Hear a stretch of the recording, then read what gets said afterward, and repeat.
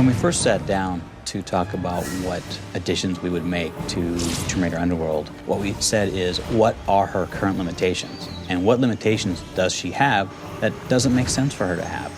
She's a very strong, fearless, independent woman who runs around out in the most dangerous parts of the world, and that was what gave rise to the concept of what could Lara do. This is the first time Tomb Raider has ever used motion capture. So Lara is definitely almost superhuman. So we had Olympic caliber gymnasts being motion captured for Lara.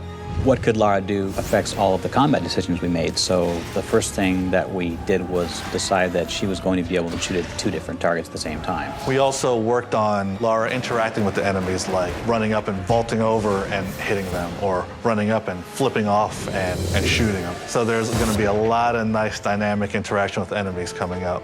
She can now balance walk on thin beams, but if she had the capacity of doing that, why wouldn't she be able to climb up onto a pole and balance walk on the pole? So she can do that too. Now she can take out her gun, switch hands, and shoot if she's on a pillar, or if she's on a ledge, or if she's on a balance beam. She can still do combat. All these create a string of animations that just is enormous. The number of animations Lara has is rumored at 1,600. But we have another batch that adds another couple hundred. So, I mean, I wouldn't be shy to say she has over 2,000 animations.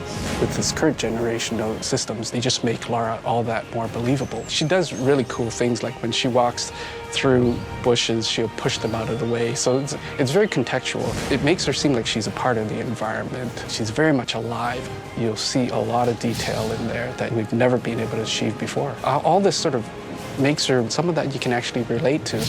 The player will actually feel like they're a part of this world. And I think for new players, it's that sense of discovery that they're going to find in this game, which is really exciting.